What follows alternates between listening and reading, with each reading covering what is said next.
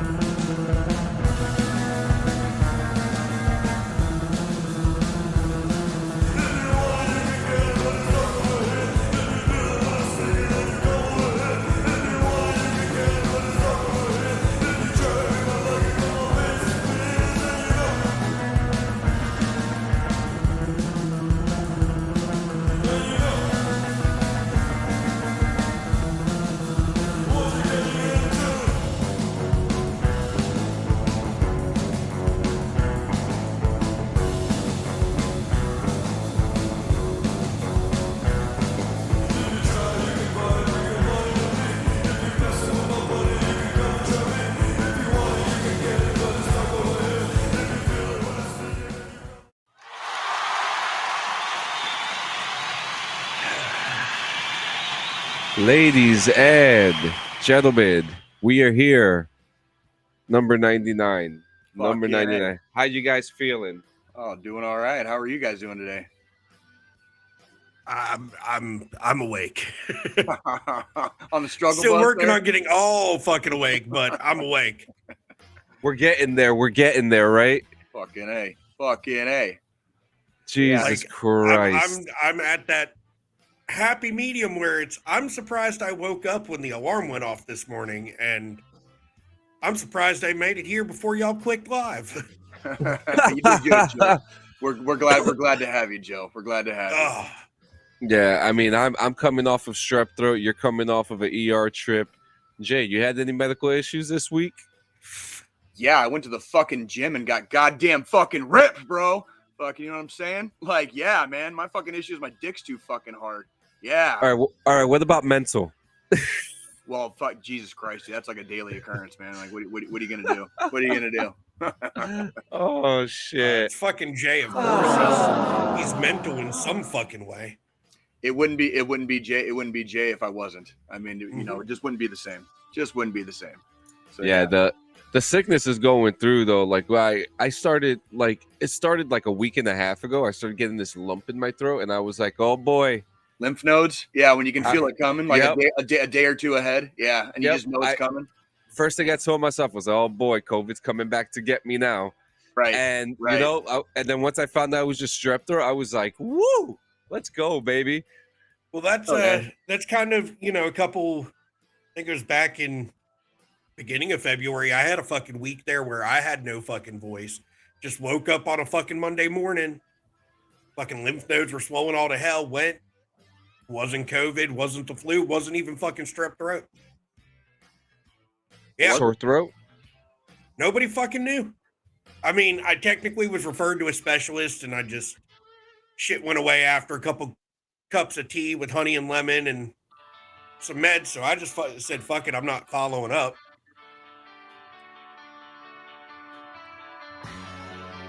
Sorry about that. Oh, you're good, man. Digging the fucking tunes in the background today, bro. That's fucking, it's pretty cool. Oh yeah, tunes are brought to you by Pretzel.rocks, good old Streamlabs music player, which I thought was a good idea. Hey, if it's non-copyright, why can't we use it? That's what the fuck we do, man. We pirate like literally everything. So Yeah. that's what the fuck we're about here. So what happened to you this week, Squillini? We had a nice little conversation. Oh God, dude. So Monday, I'm sitting here, I'm working, I'm doing some stuff, just fucking doing my normal day-to-day bullshit. I'm in a fucking call with my boss and my right hand, and all of a sudden just fucking left eye just blacked out. It was gone for about an hour and a half, and then it came back, and then afterwards just a massive fucking headache.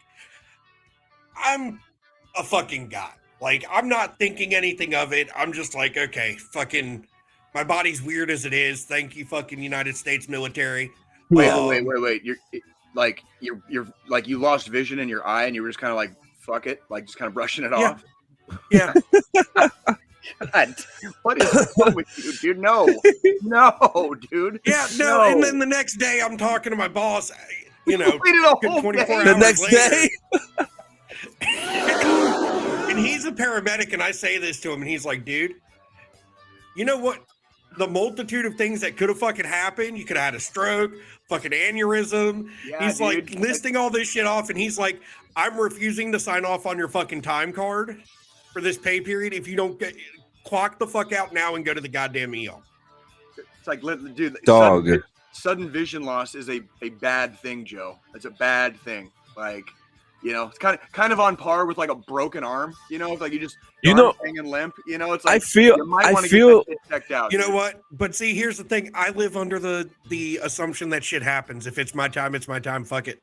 Well, sure, but I have to agree with that because that's the way I live too.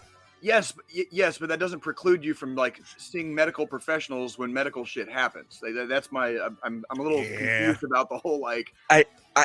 So I want to chime in on this because I just want to say, Squillini, I'm the exact same way. I probably had pancreatitis for like the last like 5 months, and I haven't gone to see a specialist about it. And like, you know what I mean? And then I had the issue with my finger, which my finger, I don't know if you heard that, but it pops now. Of course, because you never got it checked out. I did actually. You guys are like fucking privates, dude. You guys are like fucking privates, not going to fucking sick call, dude. Oh, like, I got out of just trying to tough it out and just like get like shin splints so fucking bad their like legs fall apart and they're 22 years old and they can't walk anymore. You know what I mean? My mans, I got out honorably as a PFC dog. He still is a fucking private. I will always be a PFC. That's you know what okay. I mean? That's okay. Although hearts and minds says I was an E4 through time in service. So, but that's a whole nother conversation. Absolutely. Yeah, but I mean, I know people that were fucking E3s for fucking 12 years. Yo. Back in the day, before GWAT, like it was not uncommon. You know what I mean? Where like if you got in trouble like even once before you fucking hit sergeant, like man, fucking good luck fucking climbing back up, dude, because it's gonna be a while. You know what I mean? Like they fucking hammered people back in the day. Like we'll talk about hammering. There was actually a funny clip. Actually, I'd like to show you guys a funny clip. What you got? This was actually sent this morning on our DD214 Gaming. Oh, is this that fucking? Yeah, and actually, it's hilarious. Jay, I don't think I've seen it, so here we go. I'm going in blind. What do you got, John?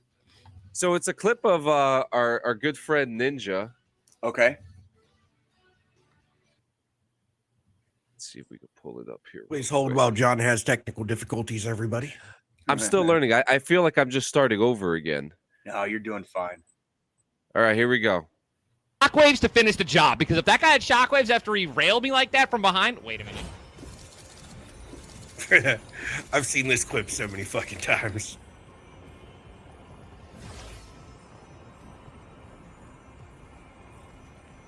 After he shot on my back.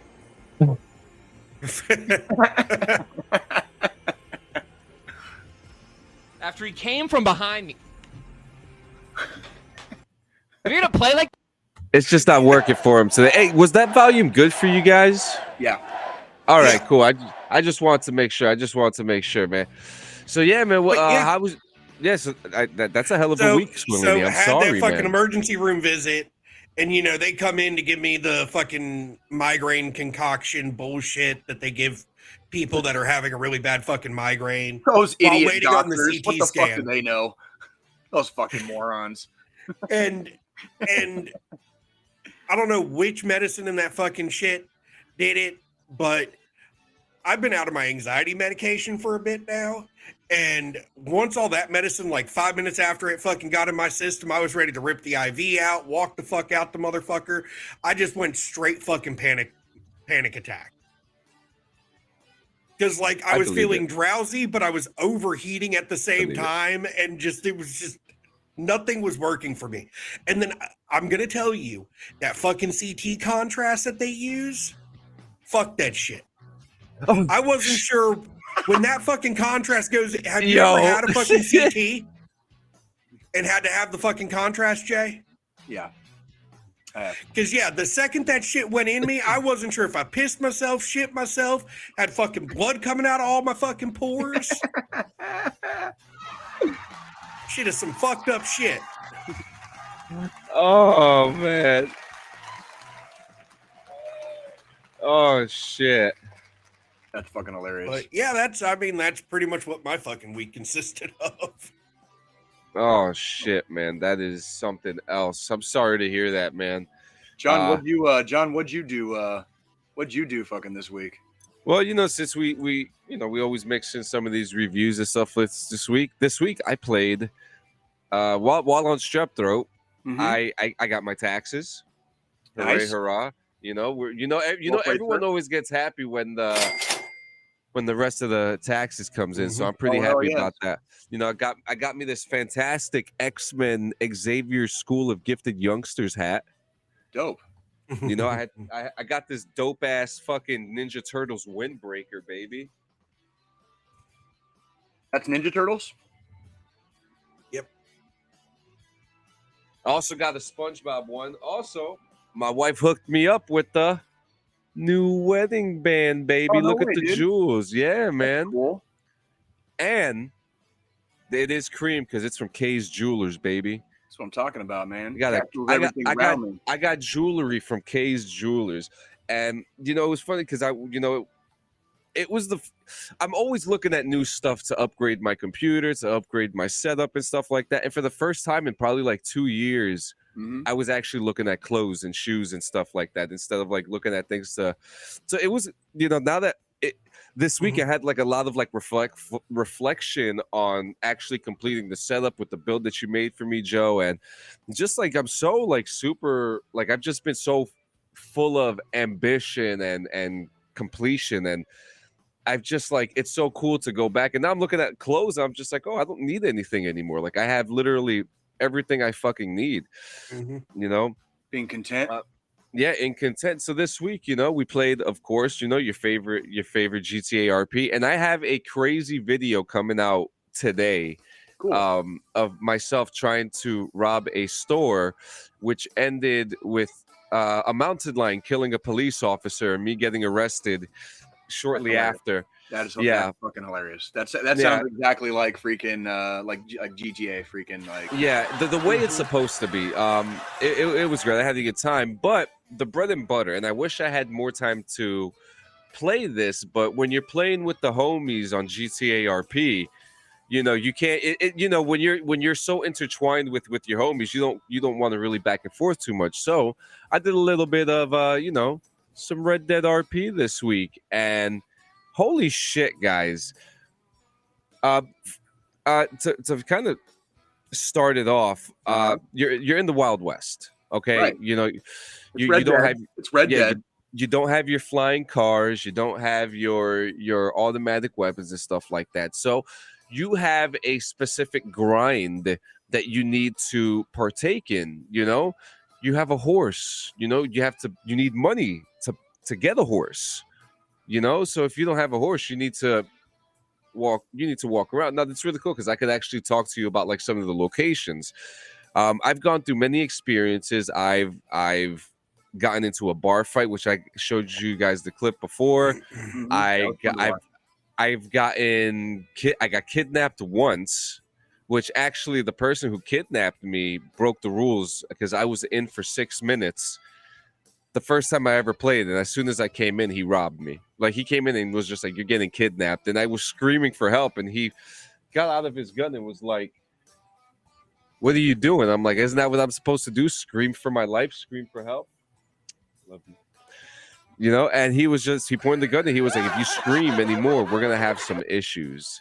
So, went through the bank robbery. What was funny about this bank robbery is that he ended up knocking out his friend and he ended up leaving halfway through the robbery, and the police got me out and stuff like that. Another instance is I was just going through the woods. I'm a hunter. In GTA RP, I hunt. I'm a hunter. So I wanted to hunt in Red Dead Redemption because it's just natural to want to hunt in Red Dead Redemption. And you're in there. The hunting is really cool. But as I was hunting, 2 guys came up to me, really nice guys. They're just like, "Oh, so what do you do for?" They're asking me questions. They're just like, "Oh, what do you do for money here?"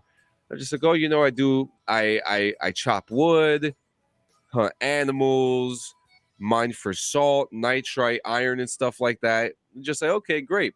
Put your hands up." Now here's the thing with the rules with RP, when you're in GTA or Red Dead RP, the one major rule is if you are outnumbered, the rule is it's called the fear for your life rule.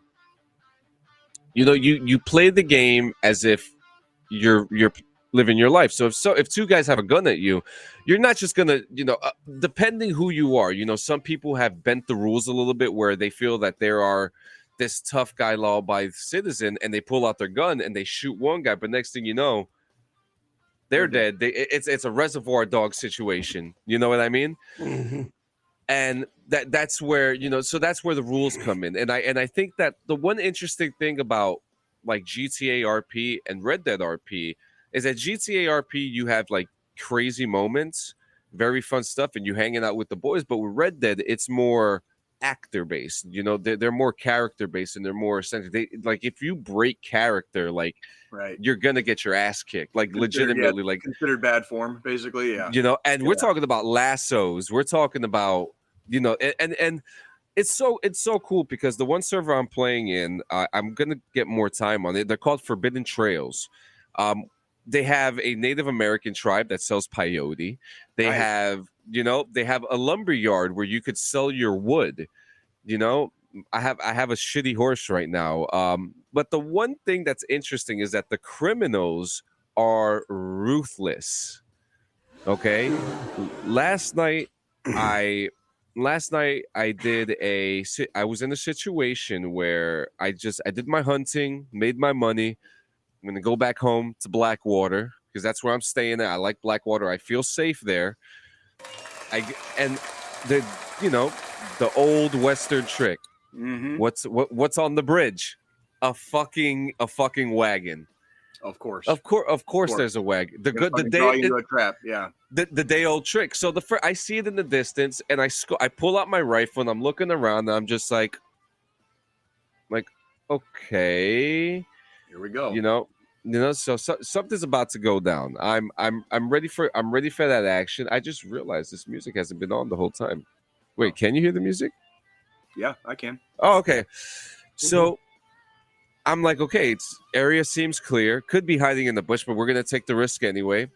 I try to go around the wagon, and I hear, "Hey, buddy, don't go through that bridge. Don't go through that bridge." And it's this asshole with a bucket on his head. Buckethead told you not to go. There's a literal guy with a bucket on his head, and I'm looking around, and I immediately pointed my gun at him, immediately, and I said, "Don't come any closer." He's just like, "Whoa, buddy, just there's a troll under the train. We're just blocking the train so the troll doesn't get nobody." And I'm like, "All right, buddy." So as soon as I was like, I'm just gonna keep walking. I got my gun pointed at him. Mm-hmm. I'm like, "Buddy, don't get funny now." He says, "All right." He goes, "Have a good day." He goes, "Oh, but one more thing. What do you think about put your fucking hands up?" And I'm just like, "Oh, okay." I would have just started blasting, dude. So he starts asking me. He starts asking me, what do you have in your pocket? I just have a little salt, whatever. I had like $130 in my pocket. Right. He goes, well, my boy behind you is going to check. I did not know that there was someone behind me, and I turned around that there was a dude behind me, and he lassoed me. Now, here's the thing about these criminals in these RP servers. Some of them are such fucking dicks that they don't give a fuck what you're grinding. They take everything from you, and this one individual took everything I had in my pockets. I had made about $80 yesterday, and this motherfucker... John, you got to stand up for yourself, homie. You got to stand up for yourself, homie. I was trying to follow the rules. Plus, I was streaming. You know, I didn't want to break RP. And it's 2 against 1. Mm-hmm. You know, so I did what I was supposed to. I alerted the police, and I'm talking to them, and I'm telling them, you guys are real fucking scum. You're going out here, you're going after the wrong guys. I'm a law-abiding citizen. The guy's like, like we could be a lot nicer about this. I'm like, a lot nicer about this. Go fuck yourself, dog. Next thing you know, I hear, put your fucking hands up, put the guns down, and there's the goddamn marshals on the bridge. Guns pointed, and they just like, criminals get away. Marshals look at me, they're like, get the fuck out of here. Yeah, I got saved by a 5-0. So in this moment, I'm still thinking to myself, I just lost all my fucking money. I just traveled all the way from fucking Blackwater to fucking Strawberry hunting, walking nonetheless. Walking. I had a horse, but I was loading my horse with the cargo. Oh, gotcha. You know how it is. I know, dude. I'm very familiar with that game, dude. So that's like, Blackwater to Strawberry is not pretty. No, I haven't even gone to the mountains yet. The landscape is beautiful, but getting there from one point to the other, like when you don't have fast travel on fucking Red Dead, dude, even on horseback, you're gonna be traveling for a while. Yeah, walking, I can't even fucking imagine, dude. Now I walked the whole time, mining, chopping, and hunting. Made a bunch of money. I was very happy. So I was still pretty upset. I was like, dude, I just lost all my fucking money. I was just playing for 2 hours. I was about to get off and just like, oh, c'est la vie, go in my camp, and this just happened.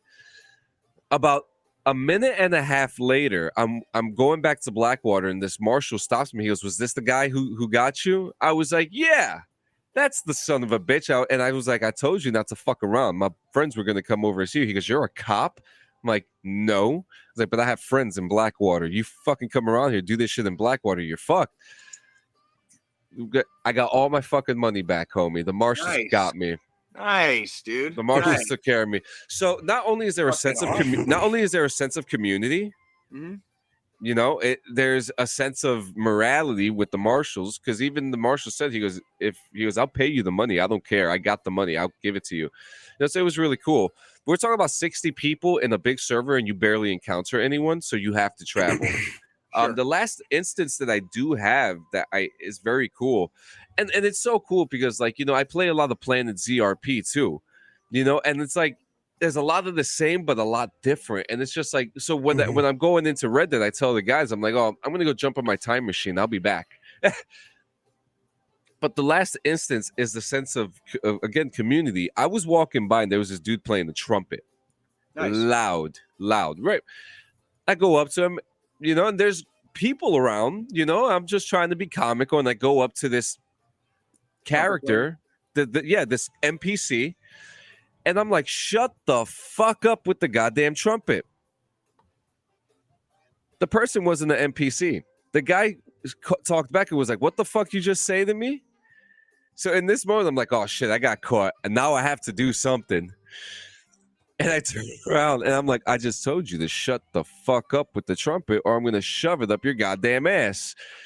We start fighting. We start punching each other, and the marshal starts lassoing us. He's like, hey, you cut it out. You cut it out there. Overall, it's great. A lot of head crashes, which mean I get kicked out of these. I get kicked. A lot of game crashes.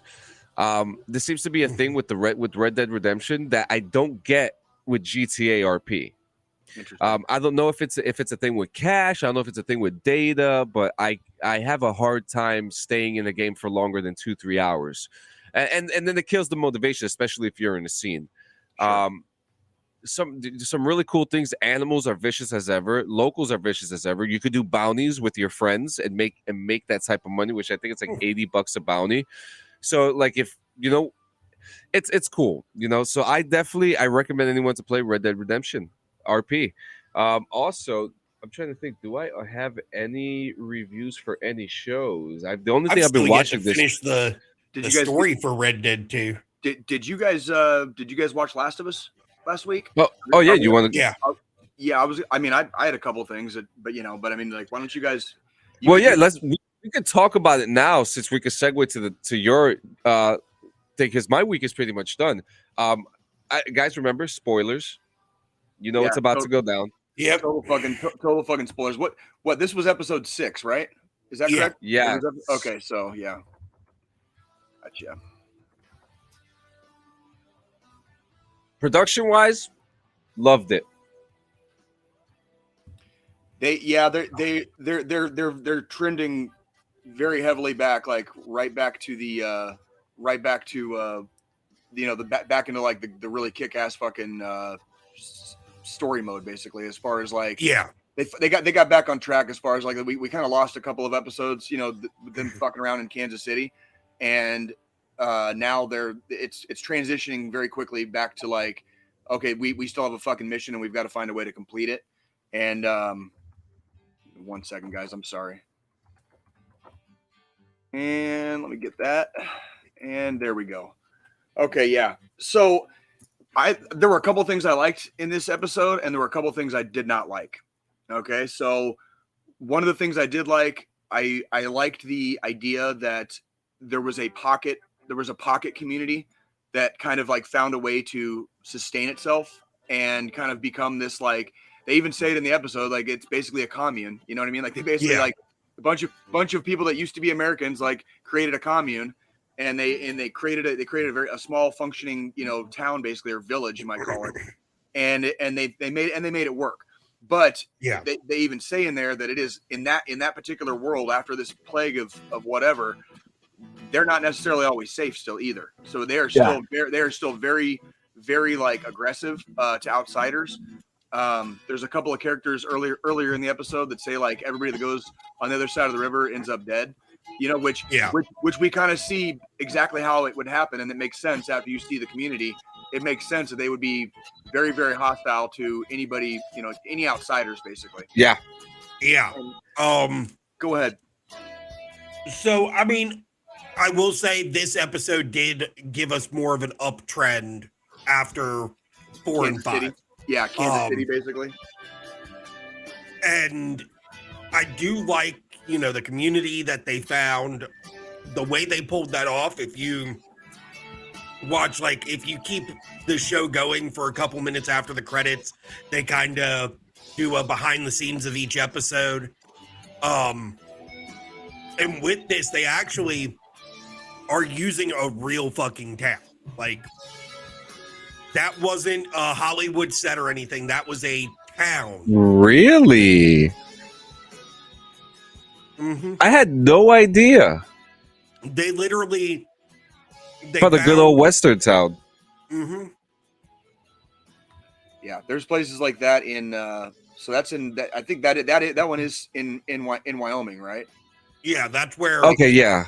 So that's like, yeah, they have places like that in areas like where I grew up in Tucson, right? There's actually two. There's two on either side of the city. They are, you know, it's old Tucson studios on the far west side. Of Tucson, and then on the opposite side of the Rincon Mountains, and you can actually see parts of it in Tombstone, the movie Tombstone. There's another Old West set that has been built. And has been in existence for a long time, but lesser. And people live there. No, they don't. No, they don't live there. Old Tucson Studios is still. It's kind of a theme park, and it's kind of like a seasonal theme park. But it has been used in a lot of movies, like Three Amigos, fucking Young Guns 2. The one on the other side of the Rincons, on the far east side of Tucson, is the one that was used in like Tombstone, and they use that one for more like sweeping like landscape shots in the background, because there's nothing around there except like mountains, and then. Fucking Tombstone is like 40 minutes down the road, like actual Tombstone that has, you know, like the streets, like the Wild West, you know. if you go out west where all the mining towns were, there's a lot of these things like around. You just have to kind of like look for them, and it's fairly common in the western states to come across like an old west town, basically, like here and there. Go ahead, Joe. So with this one, the actors and stuff, when they were doing the behind the scenes of the episode stuff, they were saying that there were actual people that still lived in this town. Like, that was home. They just came in, they did add some stuff to give it that flair of it's post-apocalyptic. Right. And a flair of communism too. It was so hilarious of when they it made that was comment. the actual fucking town and shit. Like, so they have like these like compound looking areas that are just like in the middle of nowhere, just like that. I think that's really fucking cool. Well, there's a lot of people that do that, like where they'll throw up like fucking 4 or 5 like double wides, and then fucking gate it off, and then you live basically with your little. Are they legal? Are they legal municipalities? Eventually they can be. You have to petition for that. That would depend on your location in the states and what your local state and county laws are. But you have to make sure you're not on native land too, right? Because especially if you're talking about like Wyoming and area. Own the land, you've got to get utilities hooked up. Freaking you have to get permission to do a lot of stuff if you want to like X, Y, or Z. Because you might be places like Wyoming. It's wide open. For those of you guys who've never been to Wyoming, I've driven through. I took my daughters to Yellowstone a few years back, and I drove through almost the entirety of like southern and western Wyoming to get there from Colorado, and there is fucking nothing there. Like, this is one of those places where like if you stop in Jackson and you're going to Cody, fucking you leave Jackson with a goddamn full tank, and fucking when you see a fucking gas station down the road somewhere, you top it off, because you don't matter if it's only been 50 miles or fucking 100 miles. The second you see that first gas station, you pull in and you re-top off. Yep, there's places very similar to that. Interesting. Where there ain't fucking shit out there, bro. Like it's nothing. And these towns, there's only a few towns in Wyoming. Wyoming has less people, literally less people than like the whole state has less people than like where I grew up in Tucson, Arizona. Oh shit. Less like I mean literally like the whole state has like a little over like 500,000 or 600,000 people. Less than a million people live in the whole fucking state, and the state is huge. So when I say there's nothing out there, and there are people that will buy up tracts of land, they will start slowly adding utilities and X, Y, and Z because they just want to fucking live by themselves. You know what I mean? Yeah, I actually it's common out west for people to go hide, basically. Like that's basically I've actually been watching a lot of videos recently where like police officers breaking jurisdiction, going into tribal land. And I'm starting to realize that like the tribal police that watches the lands over there and in their municipalities, they don't fuck around. Oh like, no! If you're not supposed to be there, you're not supposed to be there. Like especially because like there's hunting seasons. There's all kinds. In Arizona, Arizona has I think the biggest reservations as far as percentage of the land of the state. Arizona has like number one in that. Like they have the most reservation land as compared to like the size of the state. And when you're on the res, you do not fuck around, because if the tribal police fucking snatch you up, dude, like fucking good luck, homie. Yeah, I watched you don't just got snatched the fuck up. Yeah, like you're gonna have a fucking bad night and probably fucking a lot of bad days fucking ahead, dude, because they do not play, dude. Yeah, like that is their sovereign land. So yeah, I've been watching a lot of videos about that and learning a lot about. Actually, thanks to Red Dead Redemption, just kind of like learning up about like jurisdictions and what and tribal lands and things like that. It's very interesting. But yeah, but it's also very interesting because I think we finally got to see the two first Native American characters in Last of Us, were the old couple that Joel and Ellie were talking to. Yeah, and who were pretty cool, by the way. I wouldn't mind seeing like a bit of maybe like a 4-episode spinoff of them or something. Just a couple of old couple that's been together like just forever, and like they don't even just chilling and don't even give a fuck anymore. You know what I mean? Like I loved when he returned to the house and she was sitting there as he opened the door. She immediately alerted him with her eyes. Like that people were in the room, and like freaking like, and it was one of those things where like that was going to be another one of my like critiques of this. We'll get to it later, but one of my critiques was that again I'm seeing a little bit I'm not seeing some of the tactical movements that I would like to see from fucking Joel. You know what I mean? And Ellie. But it's a TV show.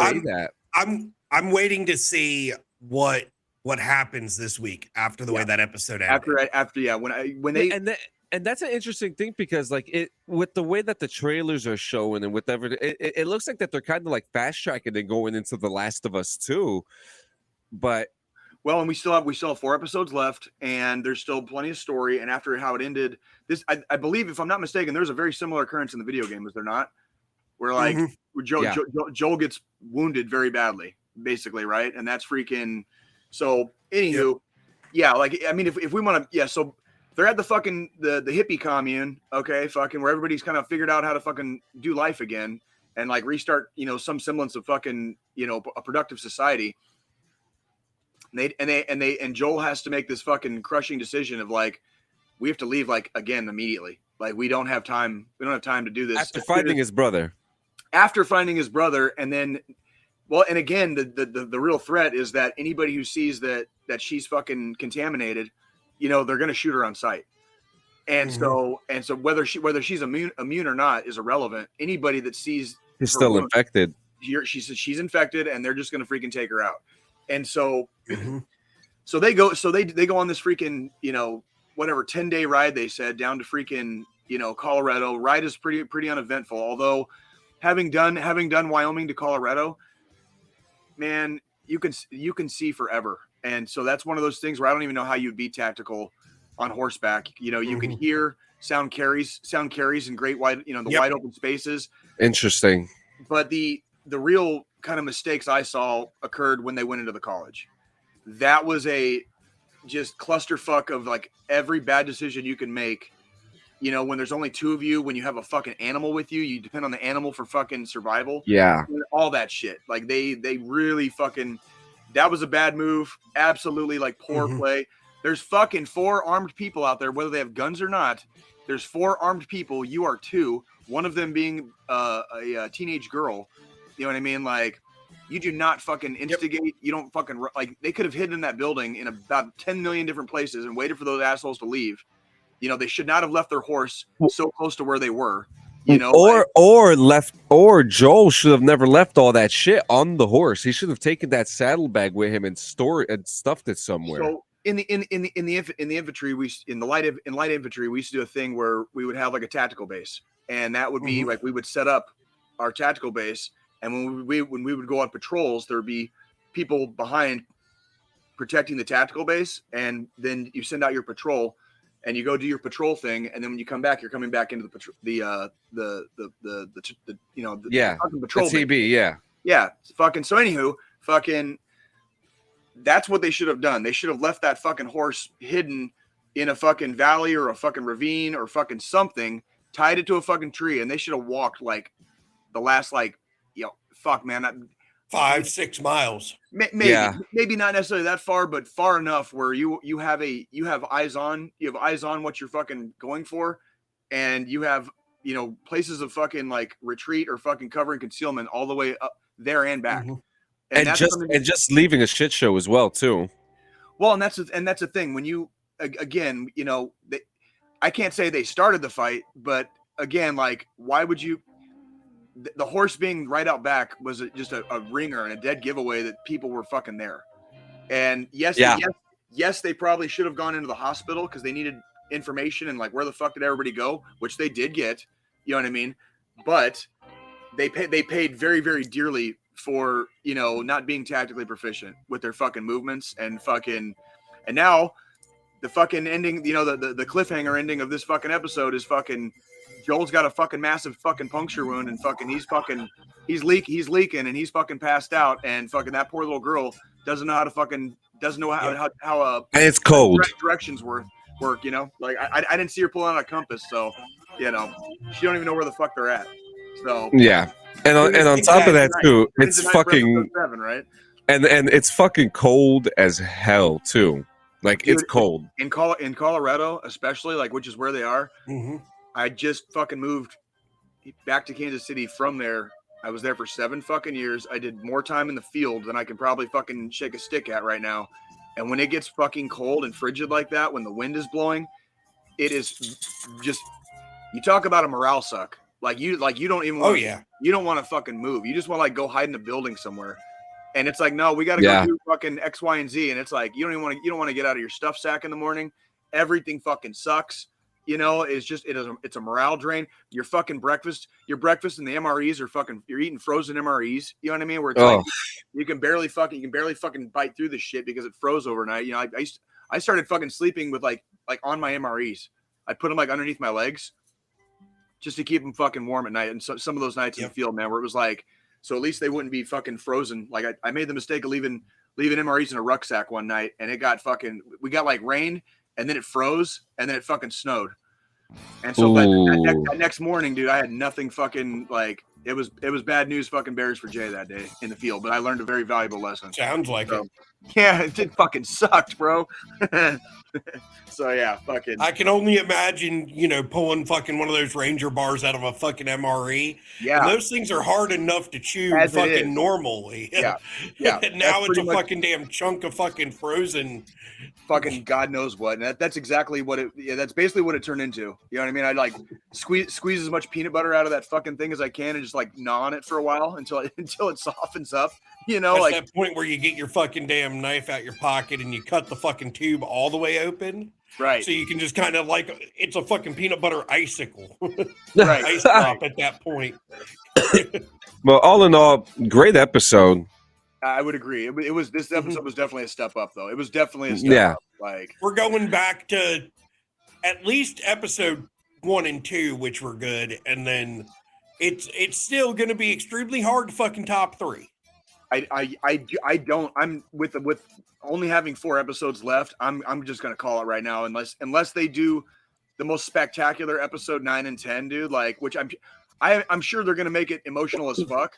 But as far as like a single episode story, at fucking episode 3 was like, that was like Emmy Award winning shit right there. That was just like unquestionably. I gotta say too. Pedro Pascal. I mean, just this episode alone, because you don't see a lot of tough guy characters falling apart like that. You know, because even like before, suffering from fucking anxiety and shit. Like, like even before the stab wound, the guy was like having an anxiety attack or something. Like something's going down with him. So and now it's probably one of the funniest memes that are out there right now. It's like, he's like, oh, ugh. Like fucking when your chest gets all fucking tight and fucking. Pedro Pascal is very meme face worthy. You have to see his video when he takes his lie detector test. He takes the light and they ask him like, do you look at fan pages to feed your ego? And he's just like, yes.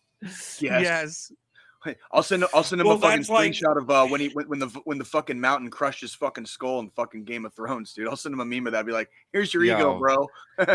Stay humble, homie. Stay humble. Yeah. I mean, that's like a lot of the interview. Like he's a fucking hilarious person, just in general. He's a cool dude. He really is.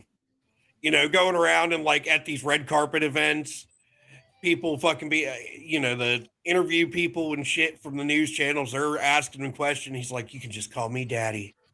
Yeah, fucking yeah. Like just shit like that. And it's like, this guy does not give a fuck. He's here to entertain, and he doesn't care how he does it. They call him a lot with actors and actresses. Yeah, they've been doing it for so long. Like that's what brings them joy, is lighting up the room, basically. You know. And let me tell you, his SNL skit that he did. I have to send you that. Oh my god! Well, that one was funny too, the Super Mario one. But the one with the lady from Temescula, where he's sitting at the table. And the table's fucking going crazy. He couldn't hold his laughter. Like he kept on breaking character. It was great. I saw part of the Woody Harrelson one last night. Next week, this coming Saturday, Travis Kelce is fucking hosting, and I'm looking forward. Who's Travis Kelce? Really? Yeah. Jay, it's John. He doesn't know sports. Tight end. Which sport? Tight end for the Kansas City Chiefs, Super Bowl champions. Oh, does he have a tight end? He's the best fucking tight end of all time, homie. He is the tight end, John. He is the probably greatest of all time at this point. He's rapidly like catching up to and surpassing Gronk. He's like, and with how Jay's talking about him, it's almost like Jay wants to touch his tight end. I do. And if that motherfucker, if I ever fucking walk into a bar and he's in there in Kansas City, fucking his drinks are on fucking me, dude. Yeah. Like, Now remember, our boy Pedro Pascual is going to be coming back on The Mandalorian in 3 days. 3 days. Mm-hmm. Is it 3 days for The Mandalorian? Really? It's 3 days. Yeah. So he's going to be on March two 1st. major hit shows on 2 major platforms actively at the same time. But see, that means the good thing is, I mean, he's due. He's due. I mean, he's been in the game long enough as an actor. He finally got some starring roles and really showed his chops. And now it's led to like other stuff. That's how he got Last of Us. Yeah. You know what I mean? Was he fucking knocked it out of the park with the fucking Mandalorian. You know what I mean? Like it's like the dude that played fucking what's his name? The bad guy in No Country for Old Men. You know, what's that guy's name? Javier Bardem. There you go. That guy was like, he has always been a fucking great actor. And Yeah. he finally started getting some roles that really showed his like how fucking talented he is. You know what I mean? Yeah. Like He did so good as Ricky Ricardo, I have to say. He was phenomenal as Ricky Ricardo. But yeah, how was the rest of your week, Jay? oh, mine was okay. I had a couple of minor surprises as far as like what, you know, when we talk about our weeks in review and some of the things Like that bruise? Dude, you want to see the fucking bruise, dude? So I swear to God, this is like Tommy Boy, dude. Like literally, like Monday, something happened Monday or Tuesday. No clue, like none. About Wednesday and Thursday, I'm like, man, like, so like this part of my arm, like it's not so much here or here, but it's like this area right here, right? And I couldn't figure it out because like rolling my arm over like this, I can't see. And then I get out of the shower freaking yesterday. And like that fucking horrific goddamn thing is like on my arm in all of its rainbow fucking glory. And I'm like, what in the fuck did I do there? Because like I don't remember that's clearly like I bumped the absolute shit out of my arm to get a bruise that size. Oh, yeah. And I have no fucking clue like what like at all what the fuck I did. You know what I mean? Like it entirely plausible. Couldn't fucking tell you. I couldn't tell you. I'll be the first to say I wake up with bruises at random. So I think that's a sign of the times. I sleep that fucking hard. Wow. Toss and turn that much when I'm sleeping that I end up fucking bruising my own self. It wouldn't be the first time for me either. That is like I cannot. Holy shit! I cannot deny that. Like I could have like accidentally swung my arm back doing something in the freaking gym earlier this week, and I wouldn't have even noticed it.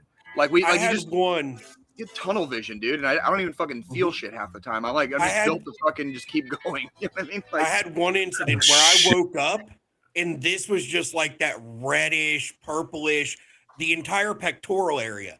It looked so bad you would have swore I tore my fucking pec. That's what. Yes, and I know exactly. That's like I remember going back to the fucking field. You know what I mean? Like in my fucking grunt days, you know, we were in the field so goddamn much. You go for 3 days, you get the weekend off. You go for fucking 5 days the next week, get the next weekend off. You go for fucking 2 weeks the week after that, and then like you get back from like, you know, basically spending about a month in the fucking field. And I go to go to take like a shower, you know, like an actual shower, and you're just covered in just like scratches, cuts, bruises. And you're just like, I don't remember feeling a single fucking one of those because it was just so goddamn like, yeah. Nikki says, "You see my face for Jay Bruce arm in his sleeve." Yeah, please don't say that, baby. That makes it sound really bad. Yeah, in that context, Jay, after you put it that way, that does sound really bad, Nikki. Yeah. Jay's about to have a whole case on them. Oh my god, I'm about to. Yeah, they've had to put a case on me. That's hilarious, dude. Yeah. Jay. I don't do DV, dude. Like swear.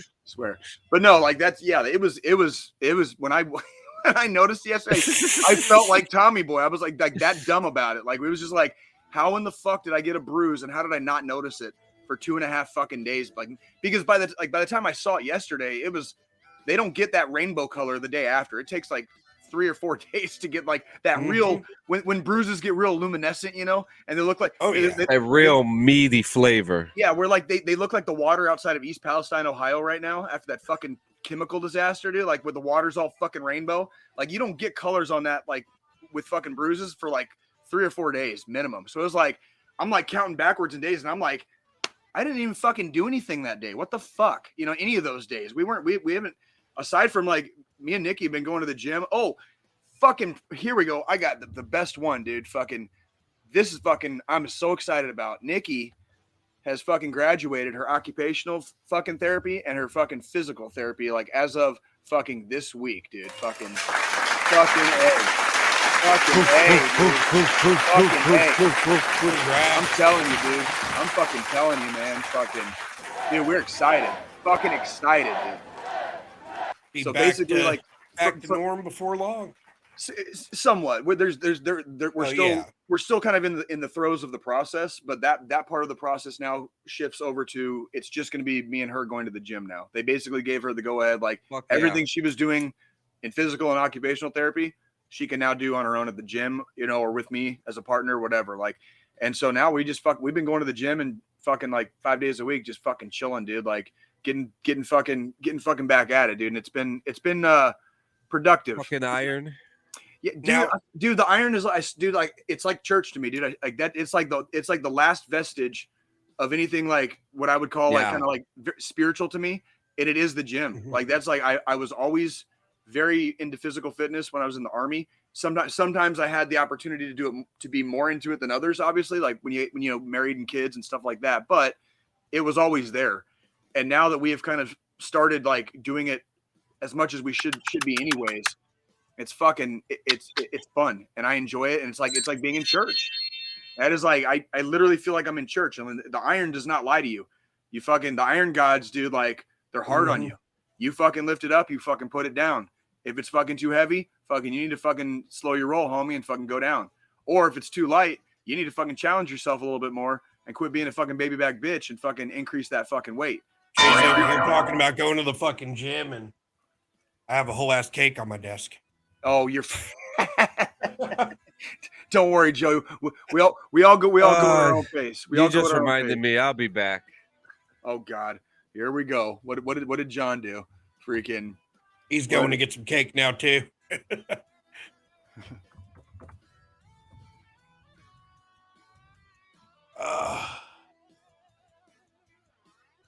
God damn it! That one keeps messing me up. There we go. Jay prays to the God of Iron. There we go. That's what the fuck I do. So yeah. What do you got, John? Oh, more fucking fatty cakes. Fucking Dunkaroos. God fucking damn you. Fucking Dunkaroos. Fucking guys, dude. God damn it, dude. This is why I drink. This is why I fucking drink. 30-pack, baby. Let's go. Eat your Dunkaroos, John. You earned them this week. You listen. When the taxes come in, the Dunkaroos are here to play, baby. I can tell. Dude. Yeah. Motherfucker went to like Sam's Club or Costco and bought the biggest motherfucking box of Dunkaroos they have. Bought a fucking pallet of that shit, dude. Like, Jesus Christ, dude. Now when my taxes come in, though, I'm probably gonna buy a case of fucking Yingling. So like, you're not necessarily wrong, homie. Dude, not necessarily wrong. There's 3 ways to eat these, bro. Oh God. Oh God. Yeah, we're about to get a fucking demonstration. Here we fucking go. Just standard dunk. You got the dunk. Yep.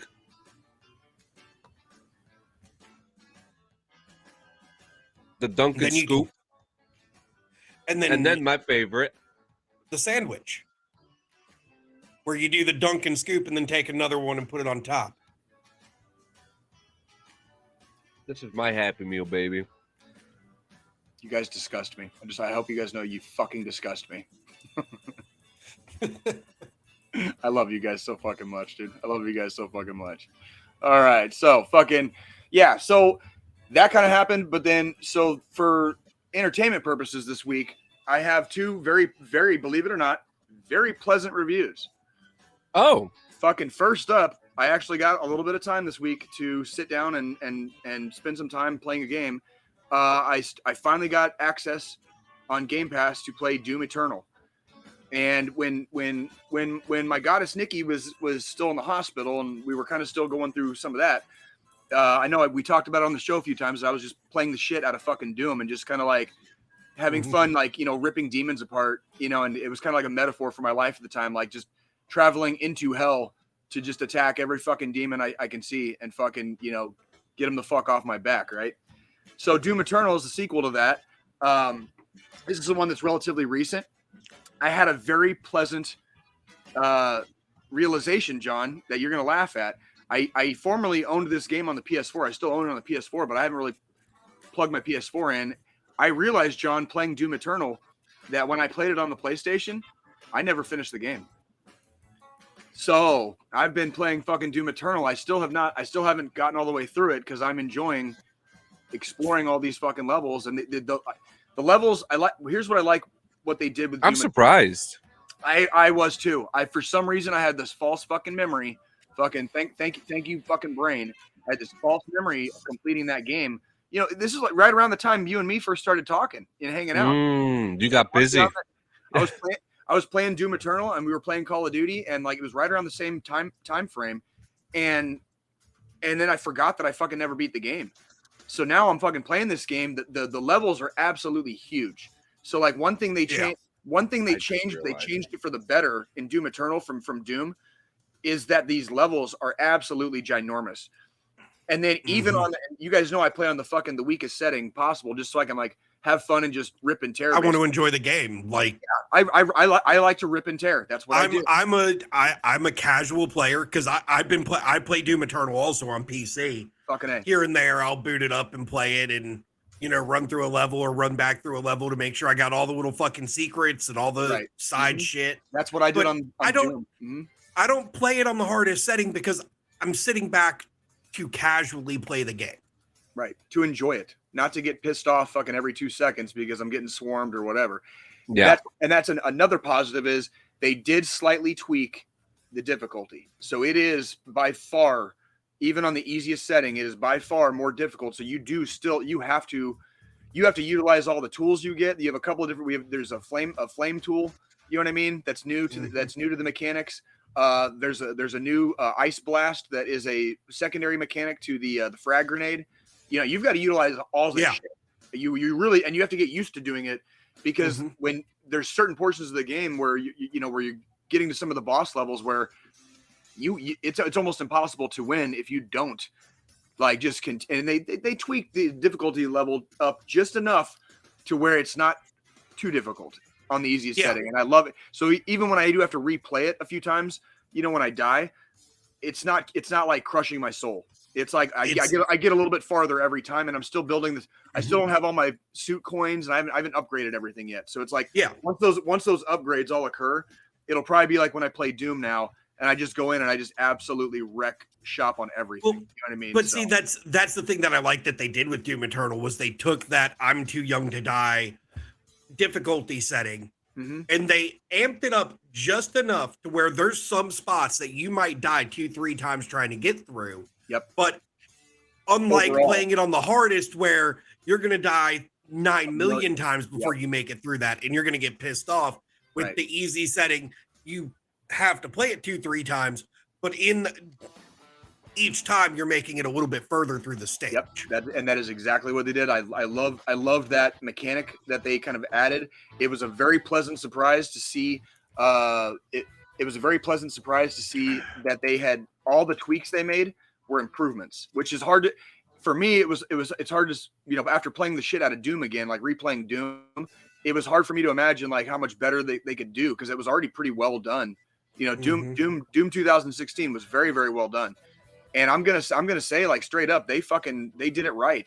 And so my final fucking score for Doom Eternal, no shit, guys, I shit you not, we're giving fucking Doom Eternal a fucking throbby, veiny, fucking bottom out E.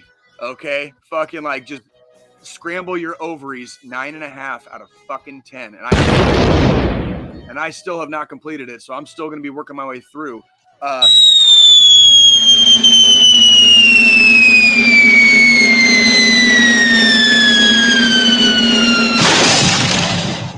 That was long, but that's okay.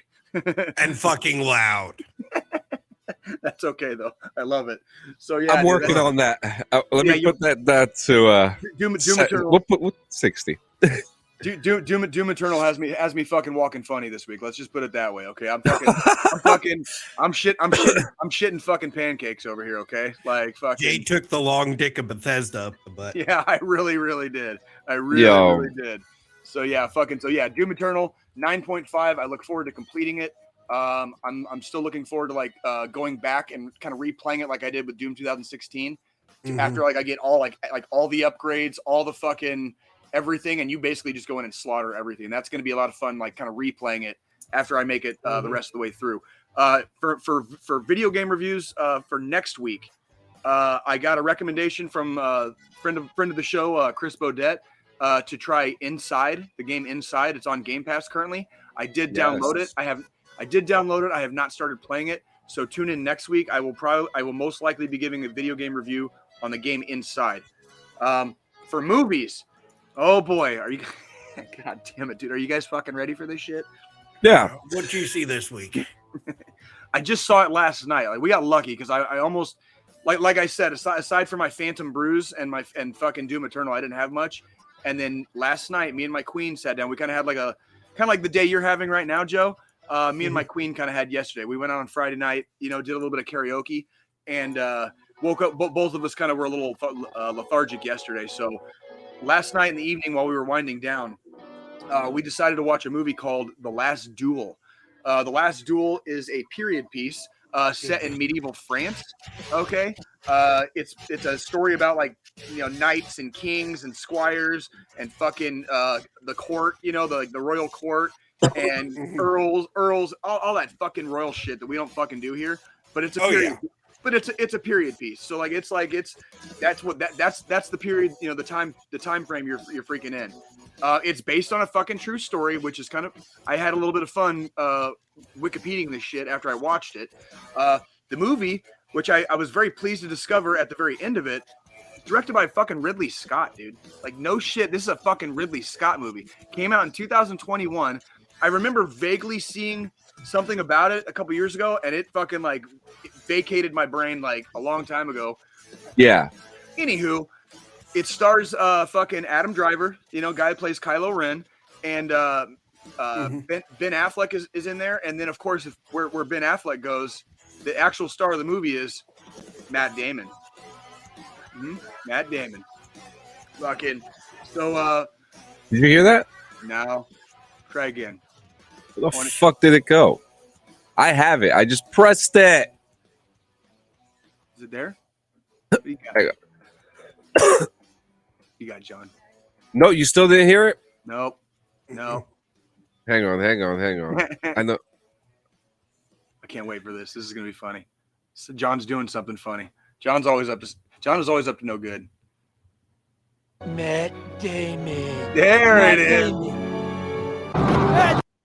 Yeah. There we go. Yeah. So the main character is in fact played by Matt Damon. So freaking like, yeah. You should just keep your hand on that button, John, because every Matt Damon. It never gets old. It never fucking gets old. So anywho, they kind of did this movie in a very interesting concept. There's chapters, right? This is based on a real life incident that occurred in medieval France. Two squires who knew each other like pretty well over the years, fought in a couple wars together, big battles or whatever. The Adam Driver's character is younger, but at the beginning of the movie, you see him in a battle and he saves Matt Damon's life. Okay. And then it kind of goes from there. Each chapter is split up by different perspectives. The story is basically that Matt Damon's character is basically like a war junkie in medieval France, if you can imagine it. So when he needs money, when he needs stuff for his lands or whatever, he goes and fucking fights somewhere. He's basically Matt Damon. He's a sword for hire basically for the French crown at the time. And it's never going to get old. And so as he goes, he keeps going through these other battles. Adam Driver kind of stays home and stays back. Well, one of the times when Matt Damon returns to his wife, she accuses Adam Driver's, character of rape while Matt Damon was away. And so Matt Damon fucking like, shit. And there's a whole side story with where he's sued for land, like Matt Damon has sued for land that he felt he was owed. And like and he keeps getting in his mind, he keeps getting wronged by everyone around him. He's not a knight yet, but he's a squire. And even being a squire back then is somewhat of a healthy position in the case system of medieval France, right? Yeah. Along his travels, he eventually becomes a full-fledged knight. Okay, and he is knighted over the course of the movie. Chapter 1 is from his perspective of things. Okay. Chapter 2 is from Adam Driver's perspective. Chapter 3 is from his wife's perspective. Okay, and so as you're going, there's this running theme of there's a thing in storytelling. It's called unreliable narrator, right? So like you've got your side of the story, I've got mine. Somewhere in the middle lies the truth, right? Like it's kind of one of those. Ooh. And so as this movie is fucking progressing, by the way, chapter 1, you know, Matt Damon's fucking story, his fucking story, that's about his fucking. Oh, he's got a better one. God, where did you find it? That is about on the interweb.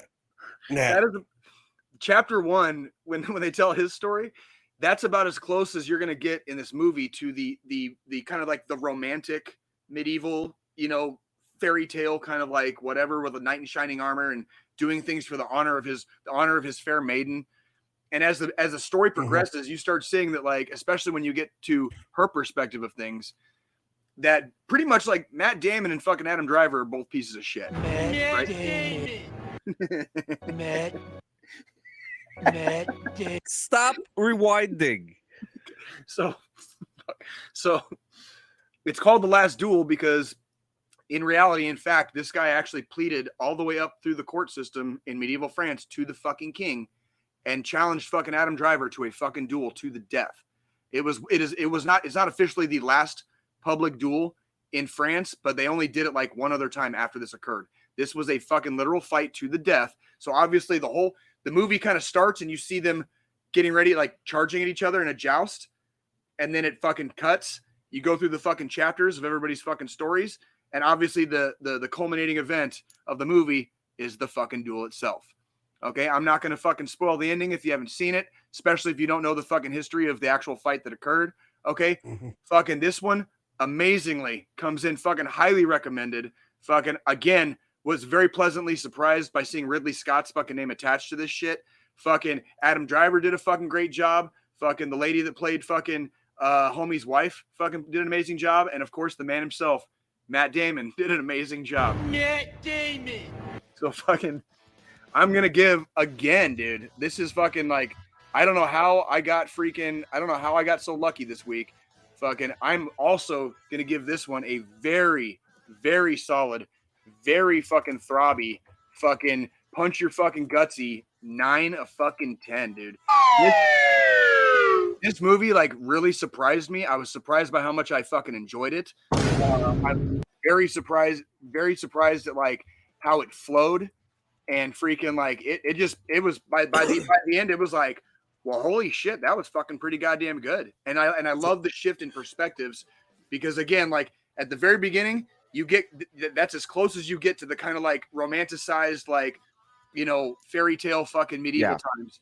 Everything after that is like a lot closer to fucking reality. To by the time you get to her story, it's like, goddamn, like knights and fucking squires and they're like people in the court and like the like people, you know, people like Ben Affleck's character in the film, like he's like one of like the rich assholes, you know, of the time, and it's just like people were real shitty back then, dude. And it was like that's how it was. And freaking so I do have a question. Sure. So if we're talking in this era, was it Matt Damon speaking during that time, or was it so he goes over there, he's just like, hey, so you fucked my wife, so guess what? Now I'm gonna put a fucking sword through your heart. So part of the story process is that like he is a very extremely battle hardened fucking veteran. Like if you can just imagine, like if like he's a fucking war. So junkie. he's traveled. He's traveled. He's fucking survived like countless fucking fights and battles. He is very, very good at what he does. Very, very like he is the the fucking epitome of a goddamn like battle hardened fucking veteran. Crusty as fuck. You know, he's very stiff in he's very stiff in his appearance. He's very he's very cordial. He's very like professional, if you want to call it that. But that does not necessarily endear his character to the other people around him at the time. You know, so like he's not very well liked. So Matt Damon's character is not very well liked. So, but how does he speak? It's a very well, and rape. The accusation of rape at the time came with penalty of fucking death. And Yeah. If for a maiden, for the lady, if a lady made a false accusation, the penalty was fucking torture and then death by fucking Holy shit. death by fire. So you would get like an iron collar. You get shackled with an iron collar, lashed to a fucking pole, and fucking roasted alive. And it would take them about 20 to 30 minutes to fucking die. So if the way they settled that to see who was, because in their eyes, whoever wins the fight was fucking correct in the eyes of God, right? That's because they're all like superstitious about that shit.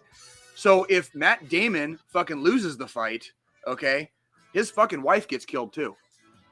Okay, it's a fight to the fucking death, to the end. And like this fight was in fact attended by the king and queen of fucking France.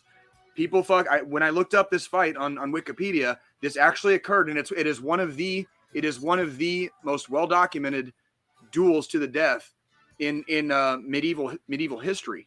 One of the historians in the royal court wrote an account of this fight a few days after it actually happened. That's why we have this story basically. So this is it's a period piece. It's somewhat historical fiction, but it is based on true events that did actually in fact occur. Highly recommend it. 9 out of 10. The Last Duel. Fucking holy shit. That was a fucking good. I was very pleased with that one, dude. That was like Not bad. How much I liked that movie. That was a good movie. For Jay, that was a good movie. Oh yeah. So, I gotta check that out because like when I watch like these period pieces and they have Americans try to do British accents, I always go back to when Kevin Costner tried to do it for Robin Hood, Prince of Thieves. I would say I wasn't too overly distracted by anybody's accents or attempts at accents or anything. I want to say for the most part, all the characters did pretty fucking well because I was never distracted by how they were talking. And it's like, and there's, What about the blonde hair? Again, when the movie ended and and it said directed by Ridley Scott, I was like, that's it right there. That's why it was fucking so good. It was fucking Ridley Scott fucking directed it, because of fucking course he did, right? So like that's basically how that happened. So that's basically my week in review. It was pretty tame this week, aside from, like I said, going to the gym and destroying my right arm on some kind of bruise, fucking whatever the fuck, and playing Doom. So fucking back to you in the studio, John. Oh, well, we're back here at the Clean Sanchez studio. When we come back after this commercial break, we will be playing a game called Two Truths and a Lie. Okay. It's very spontaneous. I'm pretty sure. How long is our break? Can I go get coffee? It's about 30 seconds. I'll put 2 commercials on. There you go. I'll put 2 commercials on. Okay, let's fucking do that. I'll be right back, John. Yep. All right. Are you fascinated by the intersection of artificial intelligence and the human mind? Do you want to stay up to date with the latest developments in this rapidly evolving field? Look no further than the Artificial Mind Podcast. Hosted by veterans Jeremy Strobridge and Jonathan Sanchez, each episode delves into a new and exciting topic, from the creation of images through AI to the impact of nightmares on our mental and physical well-being, and much more. They use cutting-edge technology, like Midjourney, to uncover new insights and perspectives on the world of AI. So, whether you're a tech enthusiast, a student, or just curious about the future, tune into the Artificial Mind Podcast and join Jeremy and Jonathan on an exciting journey into the unknown. Available now on your favorite podcast app. Get ready for a journey into the world of video game lore with You, Me, and Lore. Hosts Brandon and Kenny take you on a thrilling adventure through the background stories of your favorite games. Currently, they cover 2 of the biggest titles, Halo and Death Stranding. Learn about Master Chief's battles in Halo and uncover the secrets behind the mysterious world of Death Stranding. These games offer more than just action and adventure, they offer rich stories that are waiting to be explored. Join Brandon and Kenny as they dive deeper into the lore and bring you the insights and information that make these games truly unforgettable. Subscribe to You, Me, and Lore now and never miss a beat in the exciting world of video game lore. And we're back. So, we're going to play a game called Two Truths and a Lie. Okay. Military style. Where's my notes here? You know, liars shall inhabit their part in the lake of fire, right, John? I know. Just letting you know that. So, for example, I would know, right? so for example, so we're going to play Two Truths and a Lie military style, DD214 Gaming style. Each player, we're going to do 3 of them, okay? Uh-huh. Each player takes turns sharing 3 statements about their military experience. 2 of the statements are true and 1 is a lie. The other players have to guess which statement is the lie. For example, a player might say, I once accidentally fired my weapon during a training exercise. 2, I parachuted out of a plane for the first time when I was 50 years old. Or 3, I won a pie eating contest during basic training. You know, so you would have to figure out like which one. Okay. Yeah, I see Squilini. Okay. He's got a good one. I could see. I'm looking right at his face. He's licking those lips. He's got a good one. And a lie. Okay. Yeah. Who wants to go? So, are you going to go first, John? Do you already have a couple for us? Let's be spontaneous. Or what, Squilini? Let's go, Squilini. What you got?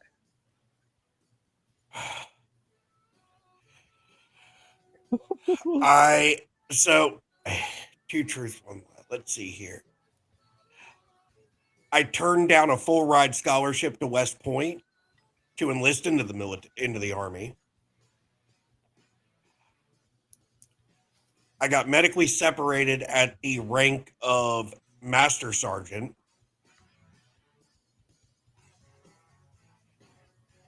Only Article 15 I ever got was due to discharging my firearm in the barracks in Afghanistan. Oh my fucking god! Oh my god! Oh my! I think I know which one is which. I'm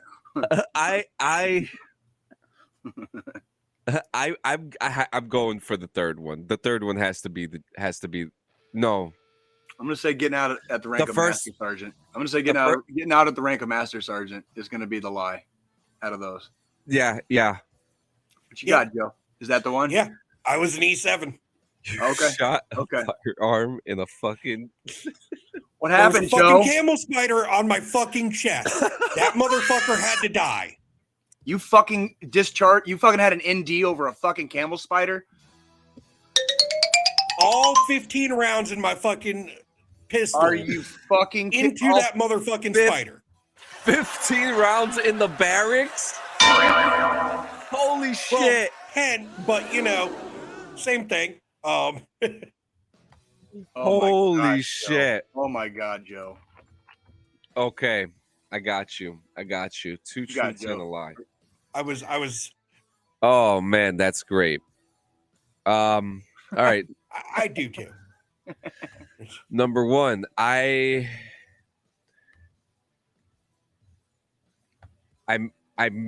fired a weapon while pulling security during basic training. I found every hole in Fort Jackson, which caused me to have surgery, and I deployed to Kuwait. Kuwait. Yeah. I also had a little bit of a misfire one time while pulling security in basic training, and I didn't clear my weapon after war games. And when we went back in, we went to our hole, and I'll never forget. I was my foxhole buddy was Swearingen, Brandon Swearingen, and I looked over ahead of me, and my imagination switch turned on, and I'm looking in the woods, and I'm just like, oh, here come the enemies. They're coming for me. And so I put my weapon from safe to semi, and I fired it and allowed boom, came out. Because and he still had a fucking blank in it. Yeah, and everyone started freaking out, and all I hear is, "What the fuck was that?"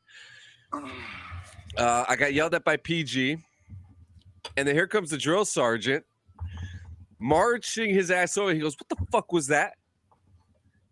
Who the parade rest?" I told him what happened. He was like, "Well, goddamn, you're fucking lucky the captain ain't here."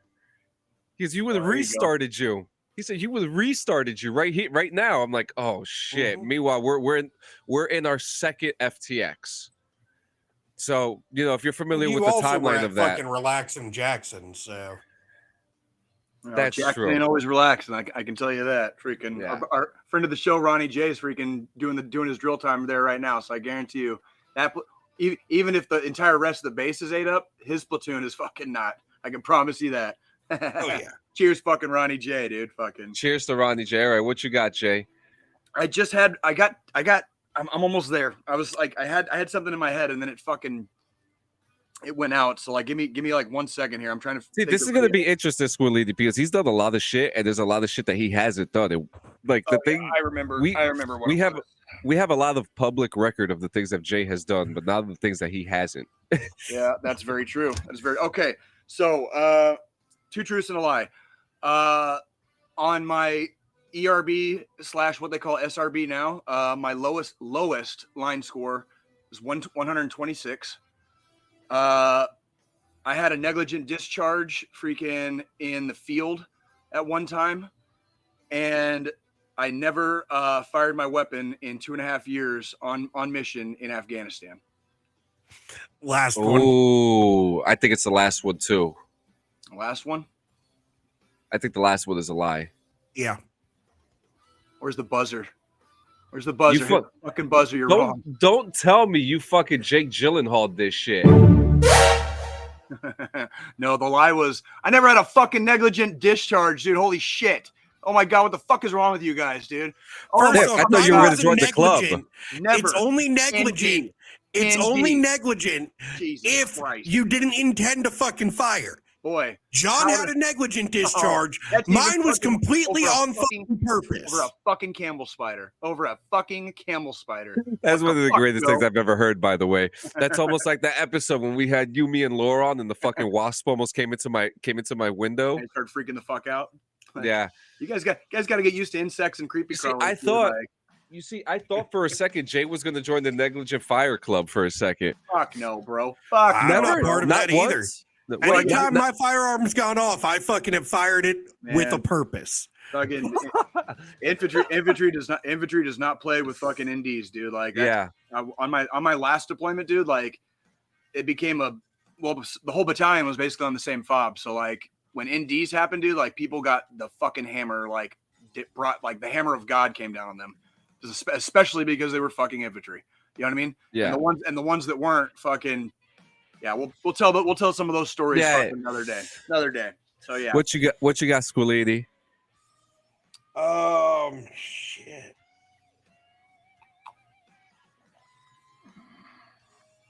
One second. Trying to think. I'm gonna have to think still, because I mean I gave y'all my good one. I haven't used my good one yet.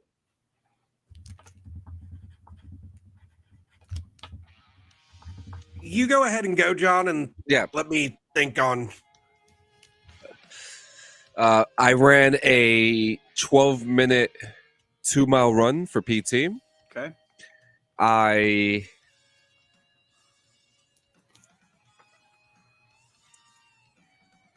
dropped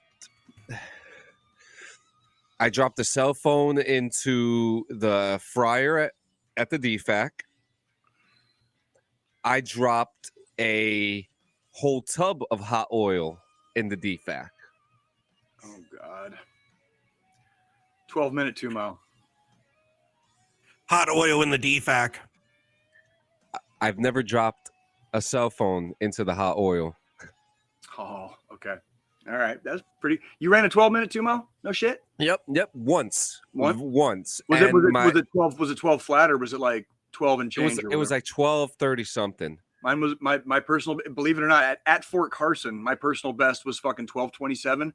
But when I was like I typically hovered in between like I was always in the 13s. But for some reason, like that one day I had the wind at my back a little bit, you know, and it was the route was good, you know, like a good 2 mile route where it was 2 miles straight. We didn't like run in circles. Like I had 2 miles to just That's so much better too. At fucking 6,000 feet elevation too. Like that's like my personal best was at elevation. Like it really makes me curious. Really makes me curious about like if I'd been at different duty stations like in the same time period. You know what I mean? Like, yeah, or you say no? Yeah. My personal best, not in the military, but right before in high school, was an 11-minute 2 mile. That was like 5.5 minute miles. Again, I weighed like next to nothing, and all I did was fucking run back then. So, the military though, I think my best was around 13. That's good. And it's funny. I remember the NCO who took my test. He was like, "I can't trust you." He goes, "I can't trust you to carry me out of war, but I could trust you to get the fuck out of there." All right. No shit. No shit. He was. At least we'll have one soldier alive. Absolutely. Fucking A. Did you get yours figured out, Joe? All right. So I have a cousin who, while I was in basic training, was the provost marshal of the Army and a 2-star general about to retire. I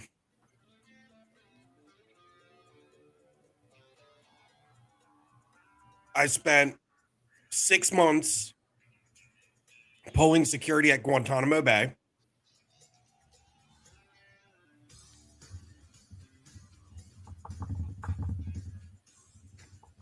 And what's another one?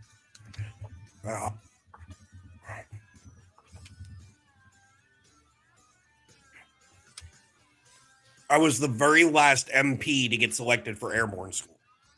Ooh. From your unit or what? Like in general? In general. I'm going to say that one.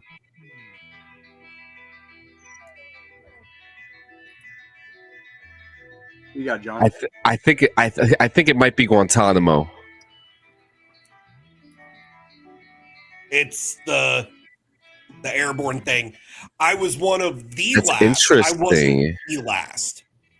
Because right at the time that I got selected for airborne school, it was the last group that they were taking MPs to do that for. That's fucking cool.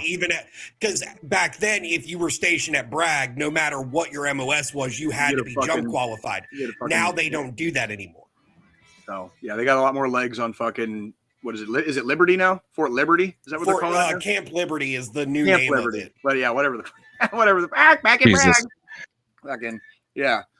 Okay. Let's see here. It's very interesting too because I have a friend that went to Guantanamo too, and it's a very hard thing to get. I heard. So for me, it was literally my unit was like, hey, they're asking to borrow some people for just a 6-month stint at Gitmo to help out the Marine Corps and the Navy. Who wants to go? I fucking raised my damn hand and I spent 6 months there. Not bad. All right, what you got, Jay?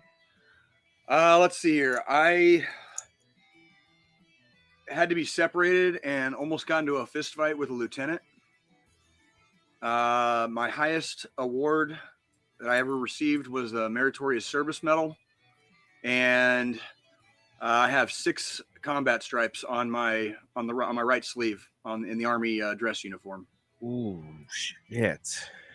I'm going with number 1. I was gonna go with number 1 too. The fist fight with the LT. Yeah. Mm-hmm. Granted, at the same time though, hit the LTs are really easy to get into a fucking fist fight with. Hit the fucking buzzer, John. You guys are wrong.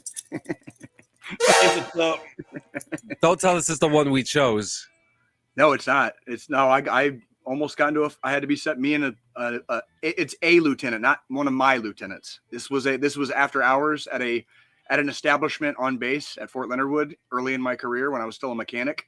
And it should come as no surprise to anyone who fucking knows me that, well, if I ask you to stop and you keep poking, dude, eventually fucking whatever. Yeah. Whatever, dude. The guy got several warnings from me. This was a Ebola student. So this is a guy that had completed and been commissioned, but he was going to engineer officer leaders course. Okay. And fucking he didn't stop. So the night ended with his buddies pulling him across the parking lot back to their barracks, and my buddies fucking shoving me into the car so we could get the fuck out of there. Because shit, that totally happened. But no, the lie was I have 5 combat stripes, not 6. So that was the lie. The lie was in the number of how many I have. I was going to say, I know it wasn't the meritorious service medal because yeah, that's I got. That was my. They were passing those out for like almost like candy after fucking deployments. At least I actually never got brag. one. That was actually my, if you want to call like retirement award. That was basically like that was the last award I got, and that was literally it's the meritorious service medal. Like it was a service award. Like I got that. I was awarded that for my. I was like my career medal, basically. Yeah. You know what I mean? Yeah. So, anywho, it had to be signed off. Had to be signed off by a fucking 1-star. So it was it was no small thing in 2021. You know, to freaking to get all that done. So yeah, that was fucking Fuck. All right. Fuck that lieutenant especially, dude. I got my meritorious service medal 2 days after I got E5. Shit. Good for you. Good for you. Oh yeah. Like those dudes coming back from like the early days of like Iraq and Afghanistan, like the PFC's got just a fucking rack. You know what I mean? And like all the slick sleeve staff sergeants are like, what the fuck, dude? You know, like what the fuck? Like, so yeah. Yep. All right. And now the one I've been saving the most. Oh God. Here we go. I almost went airborne. Okay. I received the coin from a 2-star general. Mm-hmm. All 3 of my kids were born while I was in the Army. All 3 of your kids being born while you were in the Army. Jay? I'm gonna go with that one too. Boom. Yeah. Boom. Yeah. I received the coin from 2-star General General Murray. During my DFAC days, it was very cool. It was very cool general too. Gave it right to us. He said that he was very proud of our customer service. It was more, we all got a coin, but still, it was during Thanksgiving. So if you guys know what Thanksgiving is like for the cooks, it was very probably one of the most like inspiring moments for me. And I actually gave that coin to one of my cousins who had just joined from Puerto Rico, and he was like, the second he was born, he grabbed like something military, so he was bound to be in the military. So I felt it was right for me to give him that coin. Actually, I was going for airborne until I had surgery. You actually remind with talking about the coin. I didn't get a lot of coins when I was in through my time, but one of the best coins I ever got, I thought was the coolest, was it was shaped kind of like this fucking skull behind me over here, kind of like that, but it was our company logo. We were Demon Company, so it was the Demon Head logo. Basically, so cool. And it was. I got it on my second deployment. It was basically a deployment coin. And then when we rotated back to the States, one of my cousins, who actually eventually became an Eagle Scout, they had done a flag retirement ceremony. Where they properly dispose of old American flags, right? Which for those of you who aren't up on your flag code, the proper way to dispose of flags is, believe it or not, by burning them. And he had taken one of the rivets out where you like hang you thread the rope through, on the corners of the flag. Yeah. And he had saved one of the rivets. And so he gave me the rivet and I gave him that company coin. And on my next deployment, that little rivet went in my little bag that I carried with me on all my missions. Like all the little items and totems of stuff that people had given me, my daughters and friends and stuff. And I always carried a bag that had trinkets and stuff in it on every mission, and that freaking rivet went into my freaking grab bag of items of power, that like totally wouldn't have saved my life, but apparently like they worked well enough, right? I'm still sitting here. Yeah. So yeah. Shit. Yeah. All right. So what you guys got for the last one? Fuck. I ain't got shit. I was like, I'm trying. Like, Okay.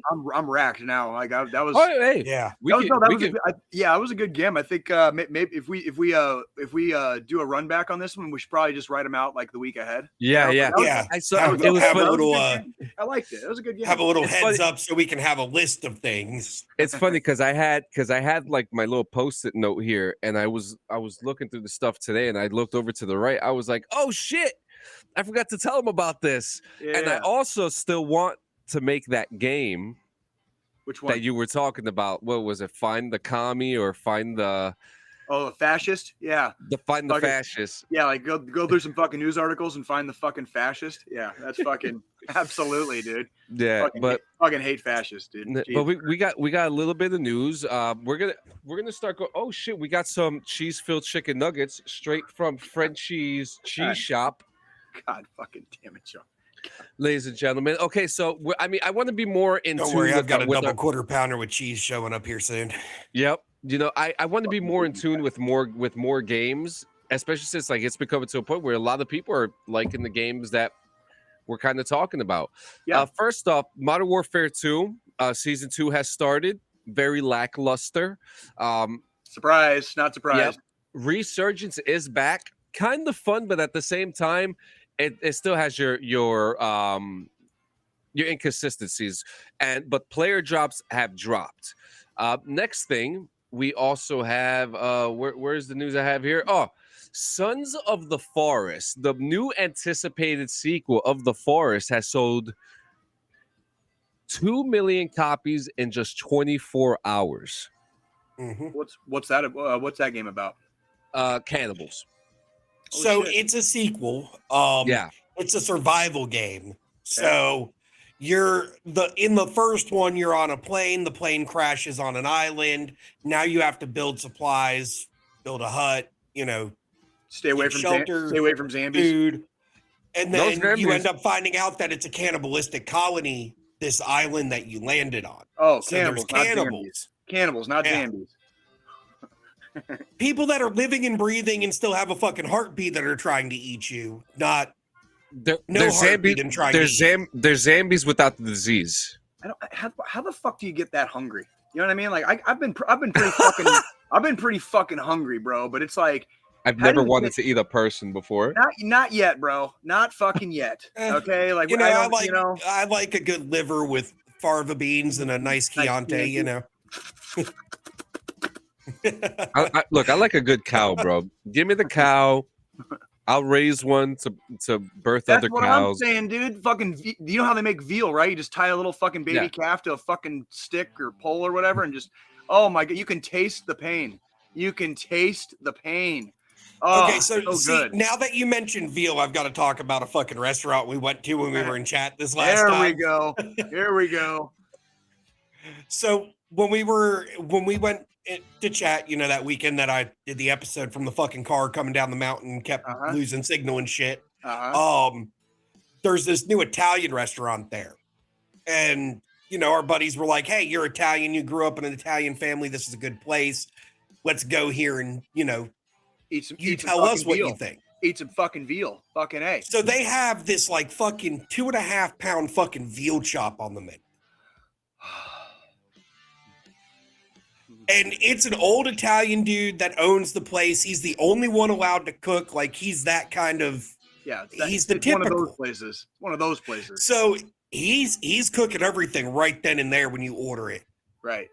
Oh, if it wasn't the most tender, sweet, juicy, fucking slab of goddamn meat I've ever had. Veal is fucking delicious when it is done right. Even the army did it right. Like sometimes, like we'd have like veal in the fucking DFAC, like when I was deployed sometimes, and it's hard to fuck up veal, dude. Like when you do, like it was so goddamn. You can taste the pain. Yeah, like exactly. And yeah, so cheers to fucking veal, dude. Like fucking. That's what I'm saying. Cheers to veal. So yeah. Next in news. What else we got here? I actually had a really good one here. Apex Legends is coming out with the board game. Very great. Very cool. If you guys are excited for Crackdown 4, I'm sorry. Suicide Squad killed the Justice League. You know, just Douche, go. John. Douche. Yeah, I need to talk about this because I was actually super excited for this game. But it and really is like Crackdown fucking. It looks exactly like Crackdown. I don't know what's going on here. And then news is coming out that even in single player, it requires an internet connection to play. Oh, looks.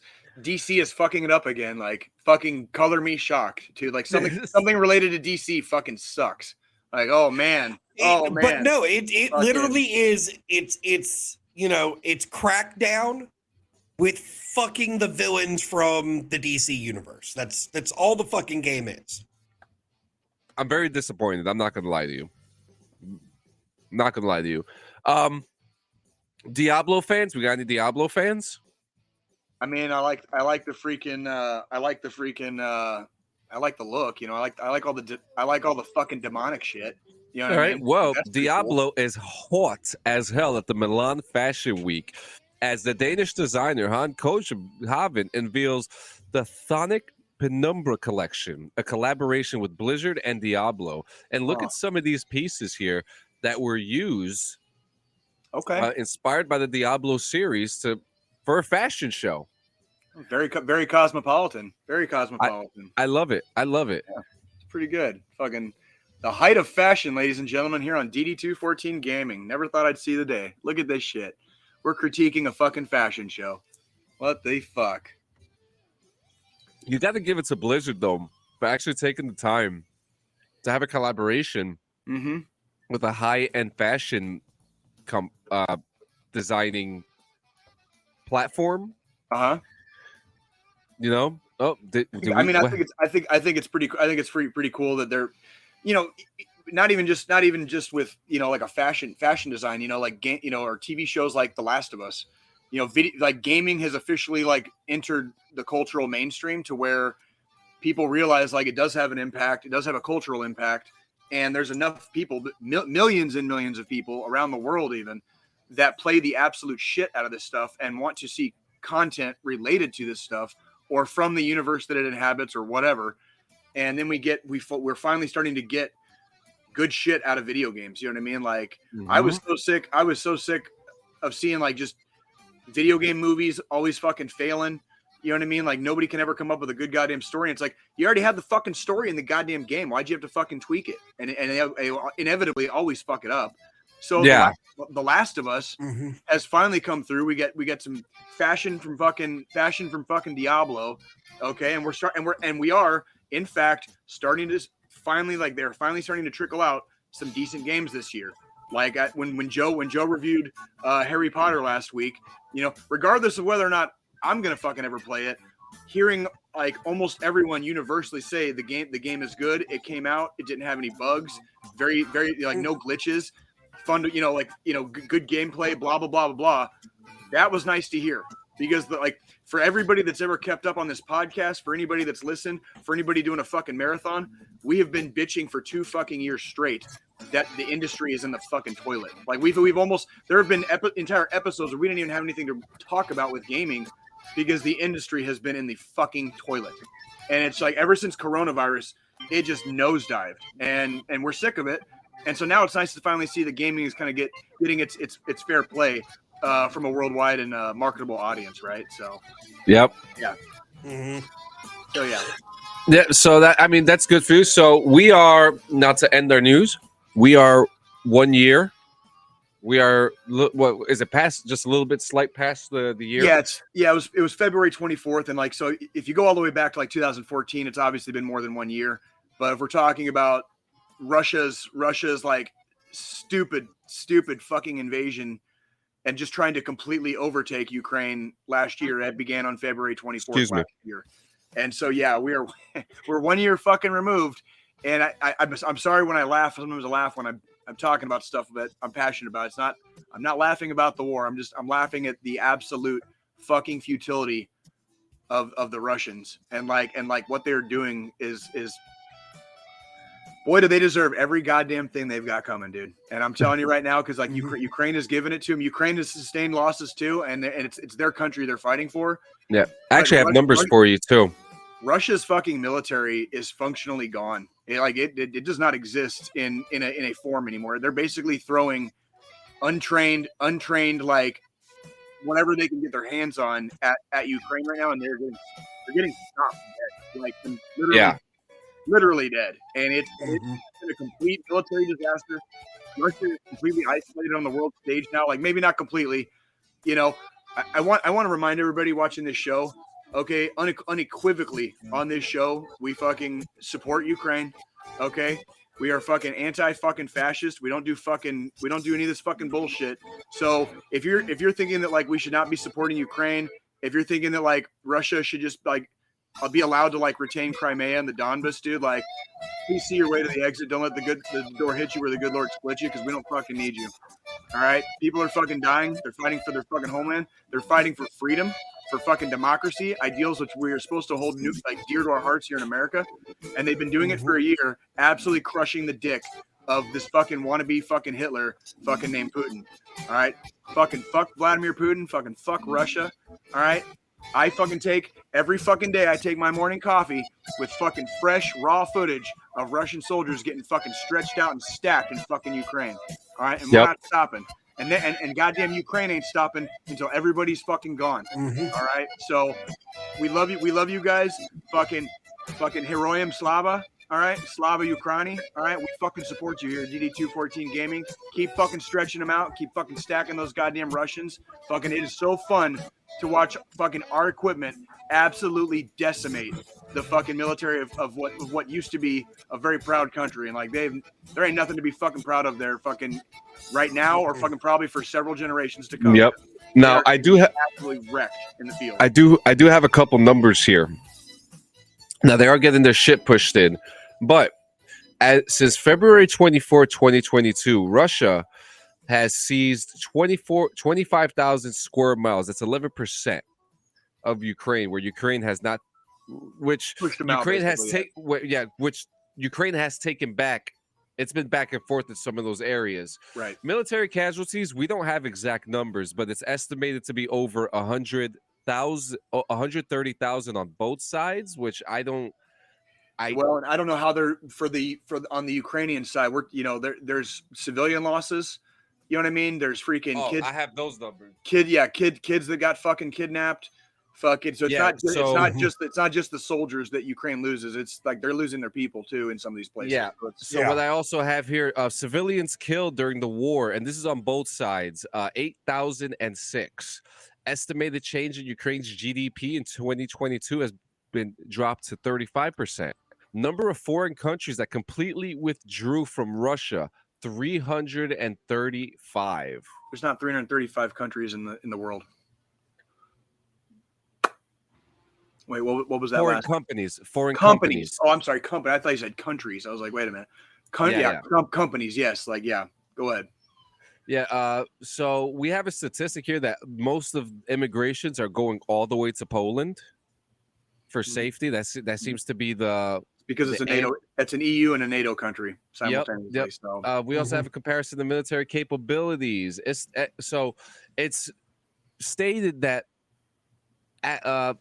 Russia's military has 1.3 million, Ukraine 500,000. Active soldiers in Russia 830,000, 200,000 in Ukraine. Reserve forces 250 on both ends. Paramilitary units 250K on Russia, 50K in Ukraine. We also have what do you want to know? There's number of border crossings. What we have here from Ukraine, 18 million people have crossed to Ukraine. 10 million have crossed into Ukraine. Yeah. So there's people going home. There's people freaking getting out of the hot areas.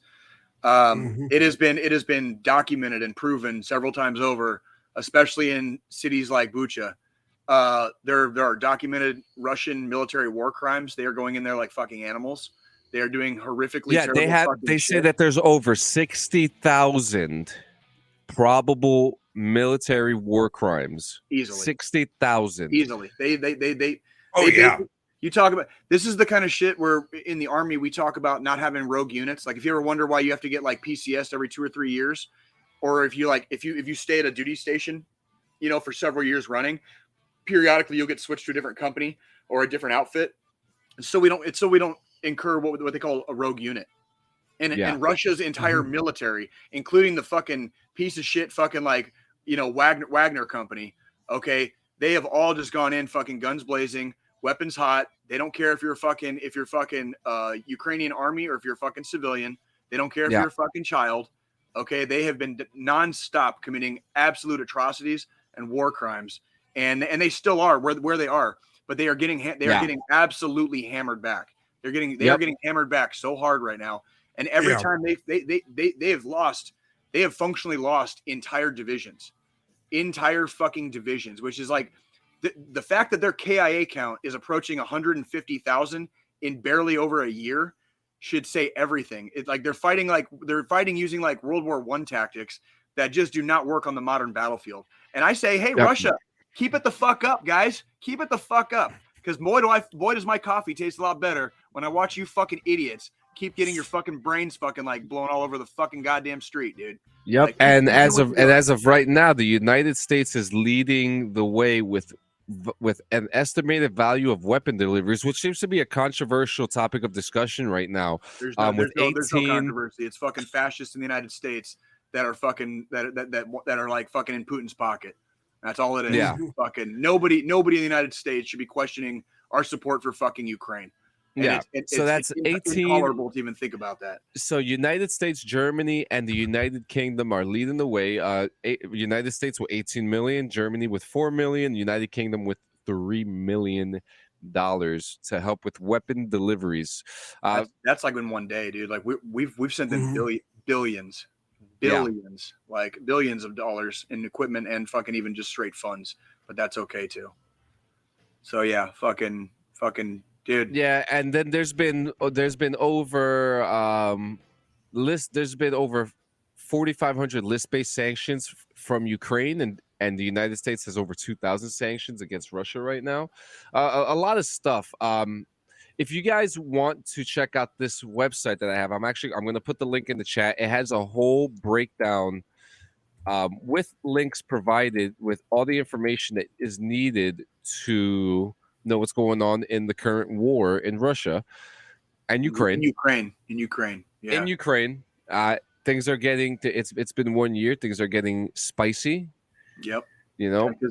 Russia's about to officially, like, the final collapse is coming, and all they're doing right now is they're holding a wall basically, and that wall is about to fall down. And as soon as that wall falls down, dude, like Donbas is going to be retaken, Crimea is going to be retaken, and it's probably going to take a few more months, but current projections have everything catastrophically failing for the Russians by the end of summer.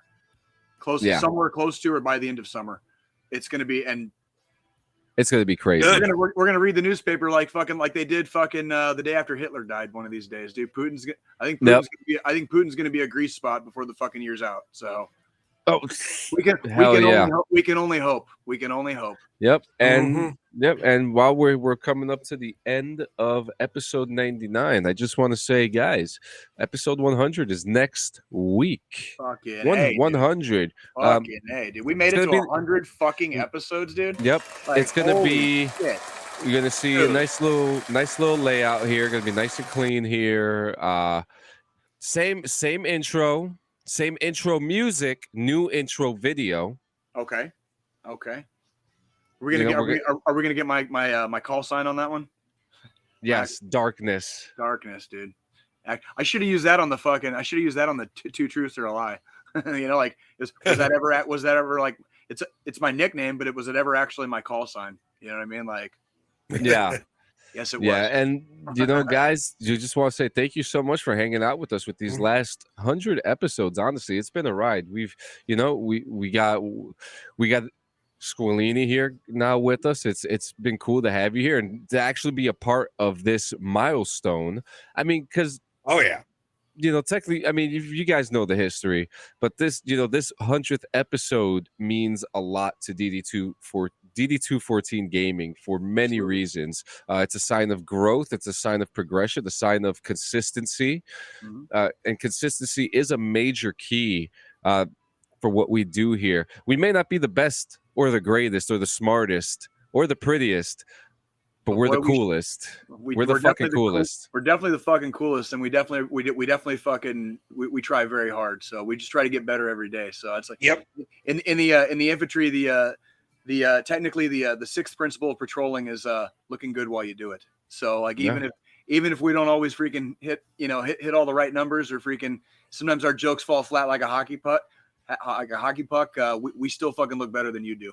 So fucking and we're having a good time doing it. We're having a good time being poor. We're having a good time just getting it done. Because it's funny, because like the greatest thing about being a veteran is that we get to live our own type of luxuries and be happy with and then be able to do things like this and not have to conform to the regular everyday lifestyle, the standard. Working.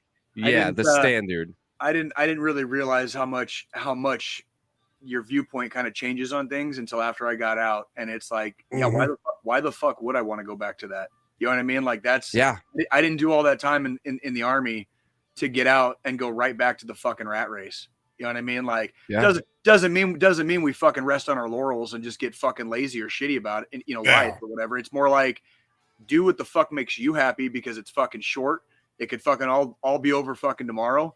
And when I lay my head down for the last time and I go down to die, I ain't gonna have no fucking regrets. Okay, you're not gonna see me fucking crying in my fucking last beer I drink fucking about like shit that I didn't do. It's gonna all be shit that I goddamn did do. You know what I mean? That's right. Right. And in saying that, we're here at the final thought, guys. I just want to say, we say it every week. We've been saying it every week since episode 1. Yeah. For 100 episodes, guys. You are never alone. You are never alone.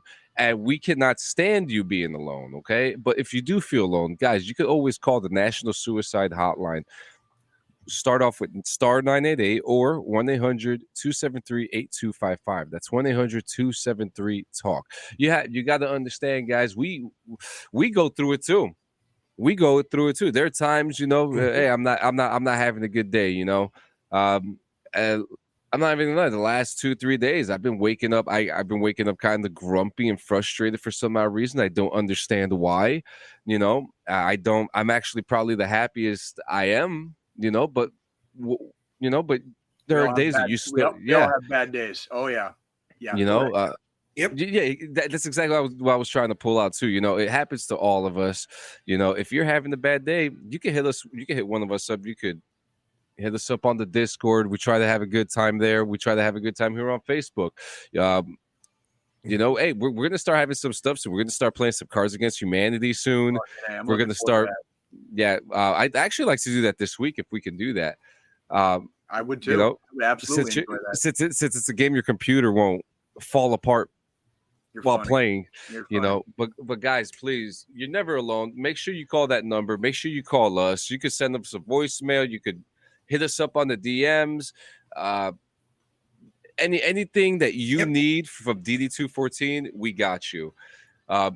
Anything else, guys? Just want to freaking tell everybody to have a good week. Freaking, you got another 168 hours ahead, dude. Fucking be safe. Stay together. Okay. Freaking pay attention. Keep your head on a swivel. Situational awareness is still a thing. All right. Slava Ukraini. All right. We're going to get like 2023 is already shaping up to be a better year than fucking 2022. So it really is. I'm going to keep going to the gym and keep my fucking dick hard. You guys keep fucking kicking ass and fucking whatever you're doing this week. Okay. And we're all going to get back here fucking together in 168 hours. So fucking A, dude. Fucking A. Yep. And guys, we love you. So long, farewell, and yep. He doesn't. Yep. Let's have a good week. You too.